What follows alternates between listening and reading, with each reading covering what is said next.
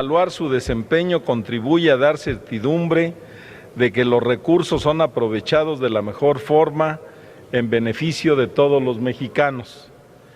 El Poder Legislativo logró desde 2006 la emisión de un marco normativo que contribuye al ejercicio eficiente del gasto público mediante la Ley Federal de Presupuesto y Responsabilidad Hacendaria, que creó el sistema de evaluación del desempeño. Con ello, se permite hacer una valoración del desempeño de los programas para determinar el cumplimiento de las metas y los objetivos en cada programa que se plantea.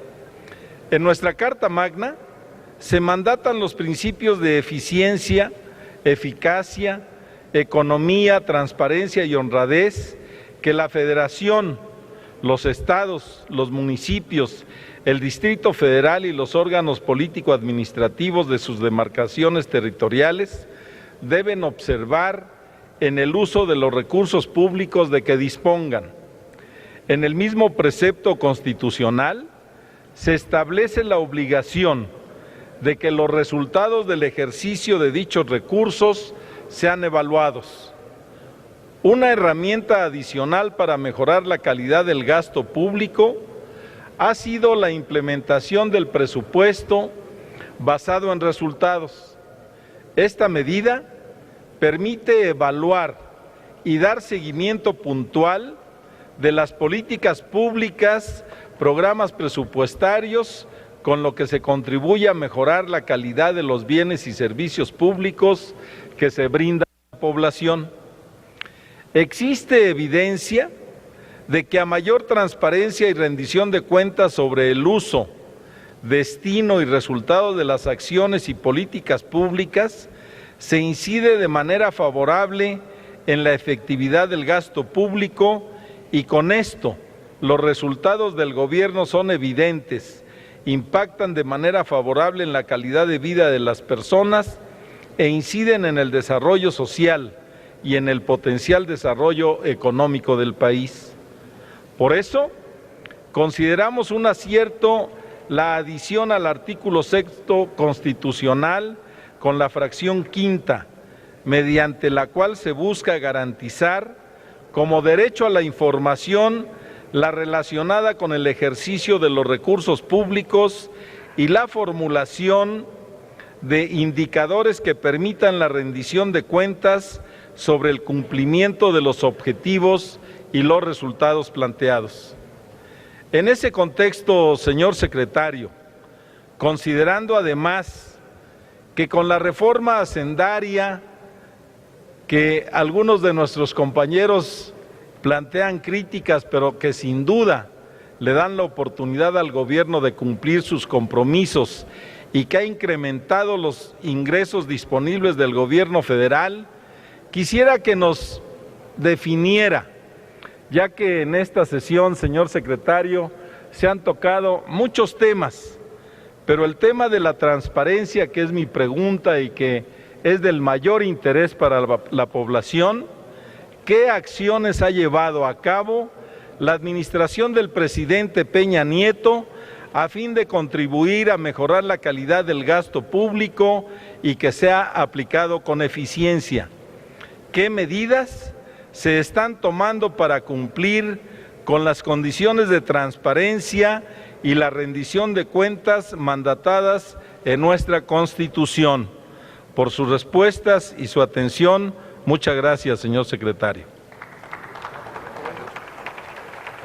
Gracias, senador Orihuela. Escucharemos la respuesta que dará el doctor Luis Videgaray Caso, hasta por 4 minutos por su planteamiento. Con su permiso, senador presidente. Senador Orihuela, gracias por su pregunta, me da mucho gusto saludarlo de nuevo.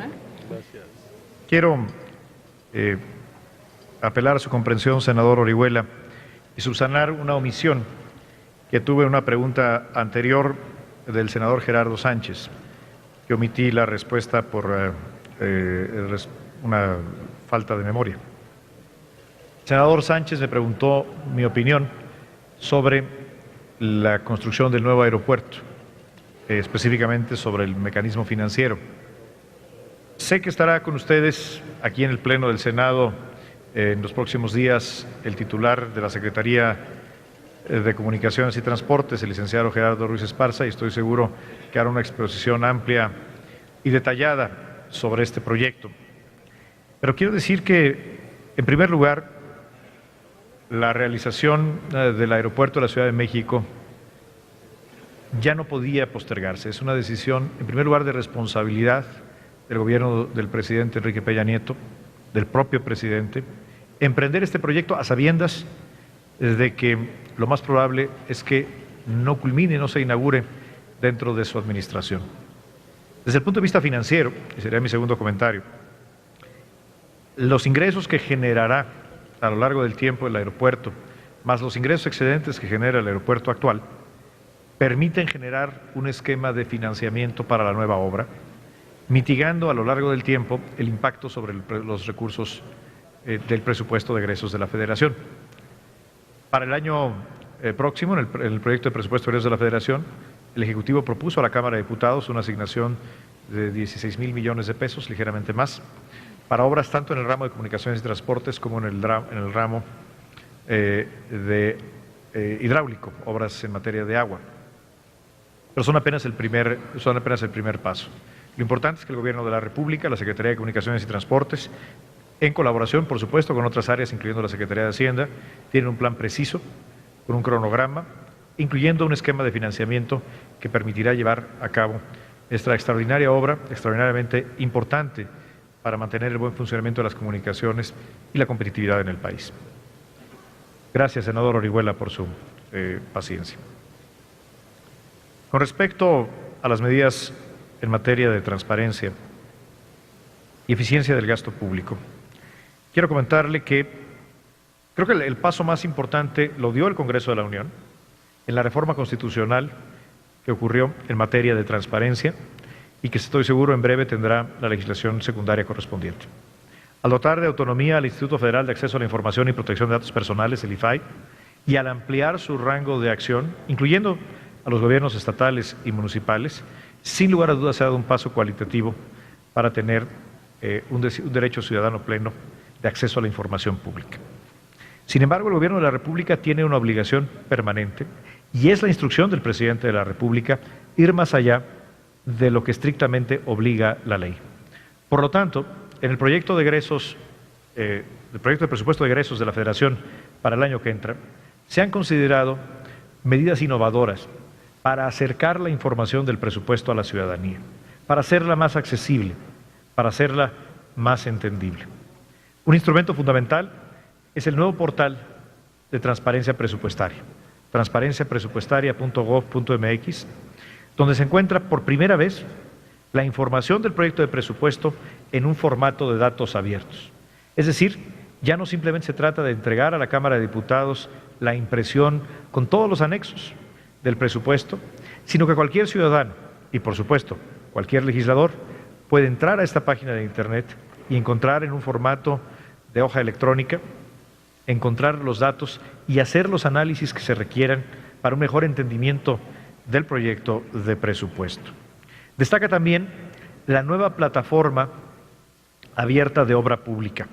¿De qué se trata? Por primera vez, los ciudadanos van a poder conocer de manera georreferenciada, es decir, en un mapa, todas y cada una de las obras que realiza el Gobierno federal en los distintos ramos de la administración pública. ¿Dónde están esas obras? Y ya en el ejercicio presupuestal, ¿cómo van? ¿Cuál es el avance físico y, por supuesto, el avance financiero? ¿De qué se trata? Que demos un paso no solamente en el control legislativo que hace la Cámara de Diputados conforme al ejercicio del presupuesto, sino que tengamos instrumentos de control ciudadano sobre la calidad del gasto público. Y un primer paso para lograr esto es que los ciudadanos tengan la información. Otro elemento es el presupuesto ciudadano. ¿Qué quiere decir un presupuesto ciudadano? Es un documento que hemos entregado a la Cámara de Diputados y puesto a disposición de la opinión pública, junto con la entrega del presupuesto, que permite un acceso sencillo, fácil de entender, en qué se propone invertir los recursos de la gente. Es un hecho que el presupuesto de egresos de la Federación es un documento por naturaleza complejo. Es un documento largo, con muchos anexos, con muchas tablas. Sin embargo, el presupuesto ciudadano permite a cualquier estudiante, a cualquier profesionista, a cualquier analista, por supuesto, conocer de una manera sencilla, gráfica, hacia dónde está yendo el presupuesto público. De lo que se trata, insisto, es generar instrumentos de información, no solamente disponible, sino accesible, que le permita a la ciudadanía cuestionar, analizar cómo se ejerce el presupuesto público. Y será a través del control ciudadano, del ejercicio de los recursos que tendremos, no solamente el año que entra, sino en los años por venir, una mejor calidad del gasto público. Muchas gracias, señor senador. Gracias, secretario. Senador Orihuela, si considera usted oportuno, haga un comentario sobre lo vertido por el secretario de Hacienda y Crédito Público. Gracias, señor presidente. Señor secretario, he escuchado con interés las acciones que ha descrito. Encuentro en ellas un elemento común que es sin duda una buena noticia en materia del Sistema Nacional de Planeación Democrática de nuestro gran país. Existe plena congruencia entre lo planeado en el Plan Nacional de Desarrollo y las acciones plasmadas en los programas presupuestarios de esta administración. Observamos cómo la evaluación y la mejora continua de los programas a cargo del gobierno federal se constituyen como una herramienta fundamental para incrementar el impacto de las políticas públicas que se implementaron. Vemos con agrado que se han incluido indicadores de desempeño para los programas presupuestarios y en particular el cumplimiento de sus metas. Sin duda, las herramientas de planeación, información, desempeño y transparencia que nos anuncia, señor secretario, serán de gran utilidad y con ellas habremos de contribuir a verificar que se está cumpliendo con lo mandatado por nuestra Carta Magna, de preservar la transparencia y garantizar el uso eficiente y eficaz de los recursos públicos para que se apliquen en las áreas a las que fueron destinadas y que por ende maximicen los beneficios para los mexicanos. Sin duda, señor secretario, esta es una acción que el pueblo de México reclama y que el pueblo de México estará siguiendo con puntualidad. Por cierto, señor secretario, mi compañero Gerardo Sánchez ha hecho planteamientos puntuales en el tema del sector agropecuario, pero déjeme decirle que quienes tenemos actividades empresariales en el mismo sector, quienes participamos en el Consejo Nacional Agropecuario, en la Confederación Nacional de Productores Rurales, hemos discutido y hemos acordado que le transmita al señor presidente el saludo de la gente del campo y que le diga que estamos satisfechos con las acciones que ha tomado y que esperamos que siga trabajando y dejando en el presupuesto federal algo que es fundamental para los productores del campo, que es el trabajo en infraestructura, el trabajo en modernización y en tecnología, y que esperamos que en las acciones del presidente se haga un gran trabajo en materia agroindustrial. México es un gran país en el sector agroalimentario y el sector de la agroindustria será un motor para la economía, habrá de mejorar las condiciones de vida en el campo y habrá de generar empleos. Muchas gracias por su atención. Gracias, senador Orihuela. En términos del acuerdo que aprobamos para normar estas comparecencias y del orden determinado por la mesa directiva, le corresponderá al grupo parlamentario del Partido Revolucionario Institucional hacer la última pregunta, por lo tanto se le concede el uso de la palabra al economista, senador Manuel Cavazos Lerma, de este grupo parlamentario, para formular su pregunta hasta por 3 minutos. Don Manuel, adelante, por favor. Muchas gracias, ciudadano presidente. Amigas y amigos, uno de los principales beneficios de las reformas estructurales es que les dieron más y mejores instrumentos al Estado mexicano para lograr los fines de la sociedad. Por una elemental congruencia, para lograr N objetivos se necesitan cuando menos N instrumentos que además tienen que estar bien asignados y bien coordinados. Ahora tenemos más y mejores instrumentos, mejor asignados en función de su ventaja comparativa y bien coordinados para evitar que se contrarresten o saboteen entre sí. Ahora podemos hablar de un sistema armónico y el análisis tiene que hacerse en ese contexto para evitar conclusiones parciales o distorsionadas que en realidad son sofismas que nublan el recto razonamiento o frases buenas con argumentos malos. El análisis sistemático y armónico nos obliga a distinguir entre corto, mediano y largo plazo, para no adolecer de miopía y confundir una burbuja con una tendencia, para no confundir un aumento de precios con inflación, confusión que conduce al sofisma post hoc, ergo propter hoc. Por ejemplo, hay una reforma fiscal y no se crece como se esperaba en el corto plazo. Ergo, por lo tanto, la reforma causó la frustración del crecimiento esperado sin tomar en cuenta que las variaciones en el gasto y en los impuestos no son las únicas determinantes de las variaciones del PIB, sino que hay que tomar en cuenta el consumo, la inversión, las importaciones y las exportaciones. También hay que tomar en cuenta el tiempo en que maduran estos efectos y hay que tomar en cuenta que varios de los determinantes de los componentes del Producto Interno Bruto son variables exógenas que se determinan fuera del sistema. Y hay que tomar en cuenta finalmente que se busca un crecimiento sostenido de largo plazo y no un auge de artificio.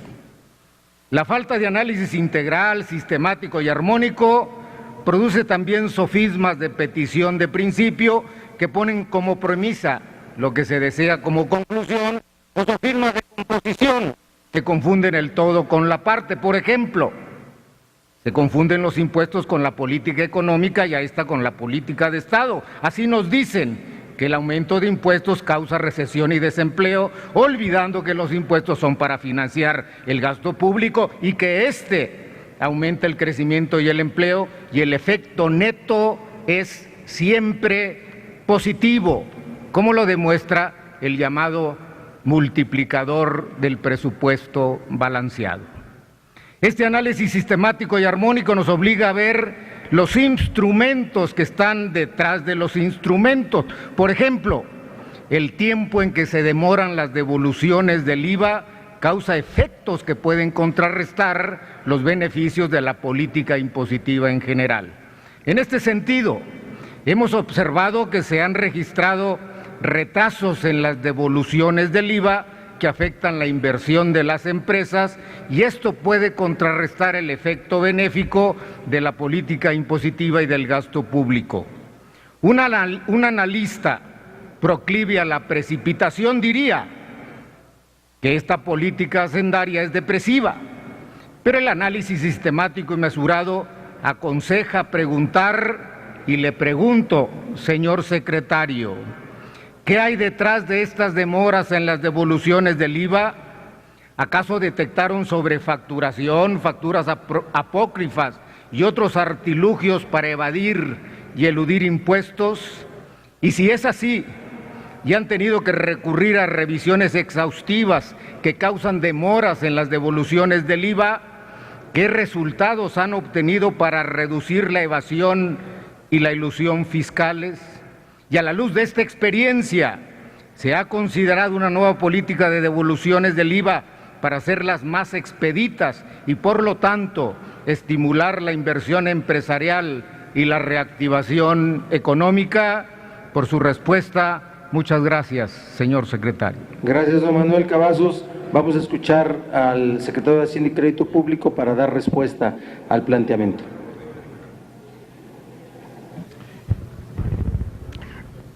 Gracias, señor presidente. Señor Cavazos, me da mucho gusto saludarle nuevamente. Gracias por su pregunta. Toca usted un tema importante y sensible para millones de contribuyentes, particularmente para empresas medianas, para empresas grandes, que es la dinámica de la devolución de impuestos, específicamente la devolución del impuesto al valor agregado. Durante el periodo de transición, antes del inicio de la administración, la Secretaría de Hacienda nos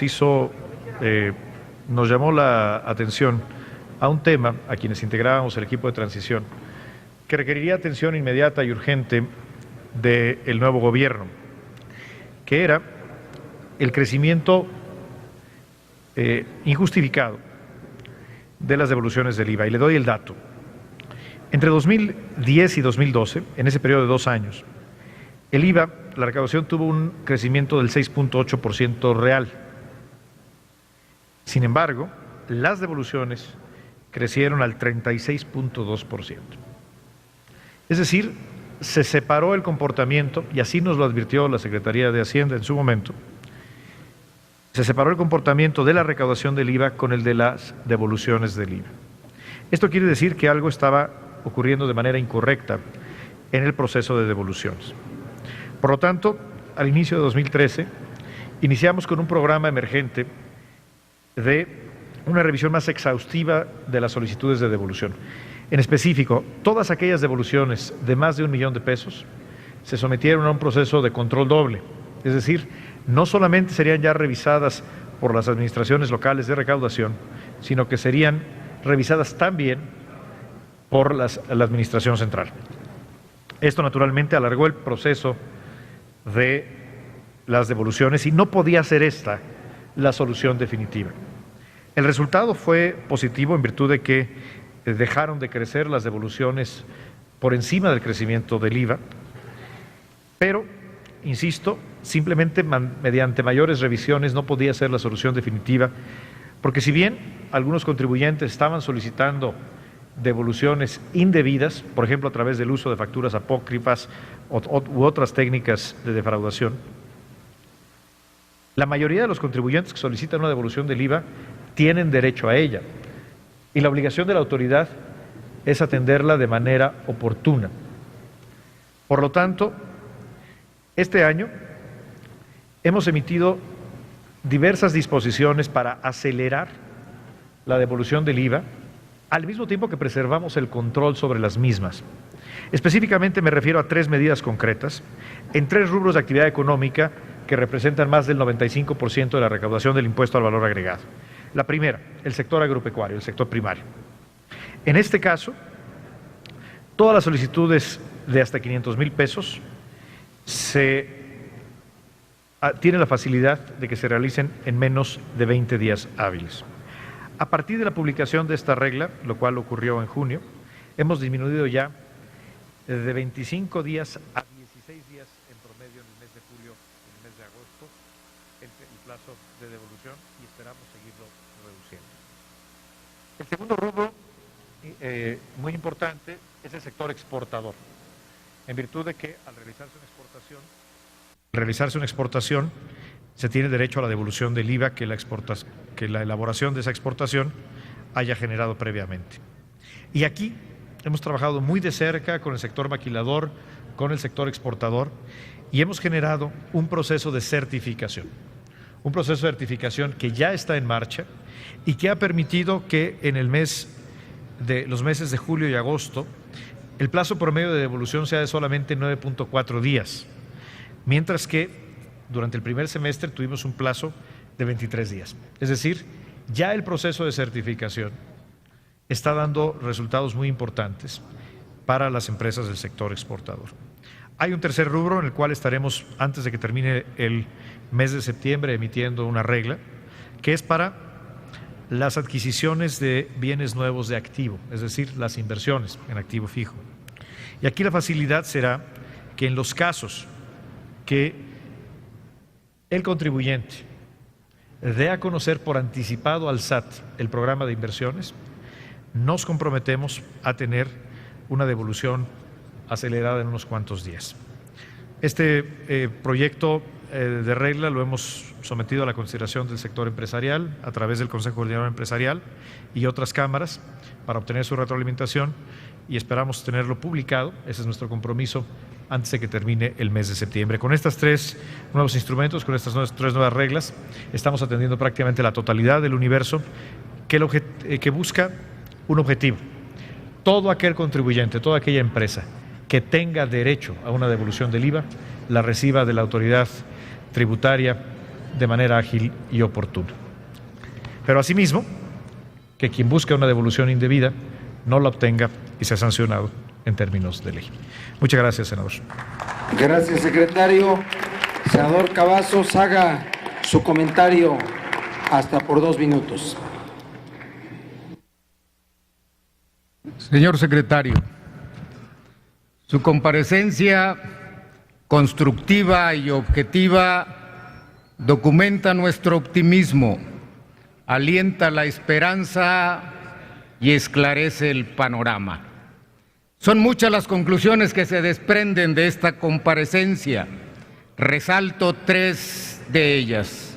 Primera, queda claro que las reformas estructurales son estructurales, no coyunturales, son de largo plazo, no de corto plazo, y por lo tanto queda claro que no se ha prometido la llegada instantánea al cielo por decreto.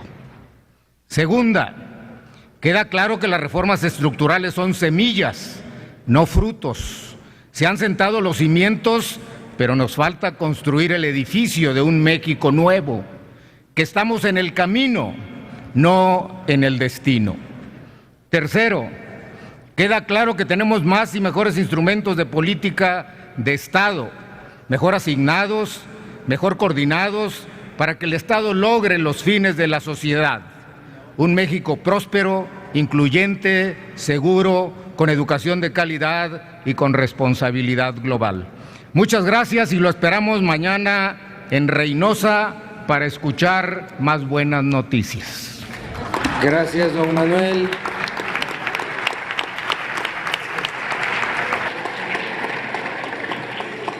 Hay una última intervención del doctor Luis Videgaray Caso, secretario de Hacienda y Crédito Público. Esto en términos de lo dispuesto por el resolutivo 3º, apartado 5º del acuerdo que norma estas comparecencias. Por tanto, se le concede el uso de la palabra y puede hacer uso de cualquiera de las 3 tribunas.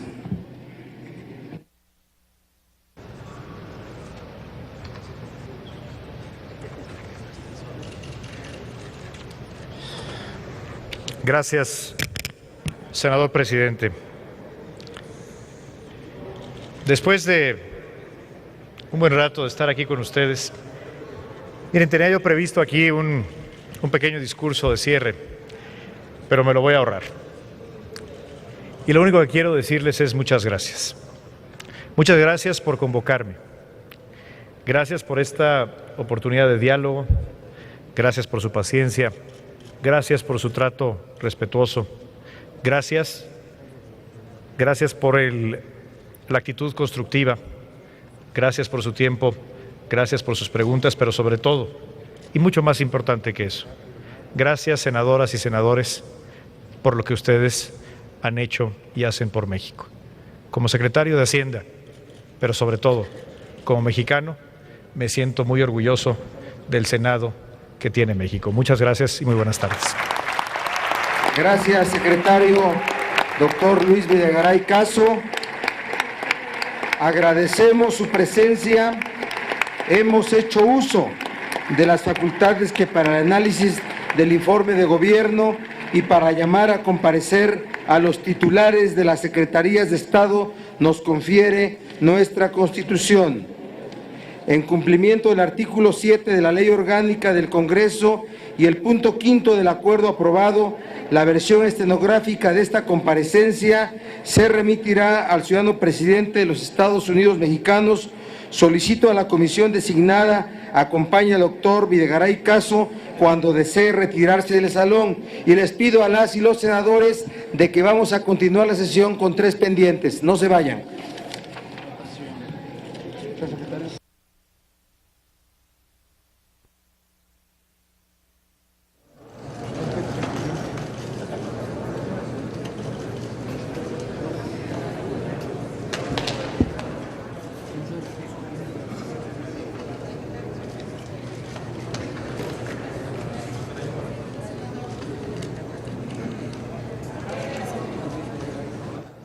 Bueno, y de esta manera estamos llegando al final de esta comparecencia, donde hemos tenido oportunidad de escuchar a lo largo de estas prácticamente 4 horas y media toda la situación sobre la política económica que guarda nuestra nación. Veíamos en este momento al doctor Luis Videgaray tomarse la foto con integrantes de la mesa directiva, por supuesto el presidente, vicepresidente, secretarios de la mesa directiva, para, bueno, pues salir de este salón de sesiones cuando así lo desee, acompañado, custodiado precisamente por esta comisión protocolar, esta comisión de cortesía, que fue la que le dio la bienvenida y que en este momento pues lo estará acompañando a salir del salón. En este momento se retoma la sesión, hay algunos asuntos pendientes en la agenda legislativa. El senador Barbosa ha pedido que permanezcan dentro de ese salón para poder desahogar estos 3 temas, mencionaba él, que todavía están pendientes de poderse desahogar en esta misma sesión de 11 de septiembre. Y bueno, por supuesto ya estaremos escuchando para cuándo es la próxima cita, recordando que la semana que entra hay comparecencia hasta el día jueves, es decir, el martes no hay agendada comparecencia, sino hasta el jueves 18 de septiembre. Y bueno, hasta después, hasta la otra semana, están agendadas 2 comparecencias para el 23 y para el 25 de septiembre. Junta de Coordinación Política.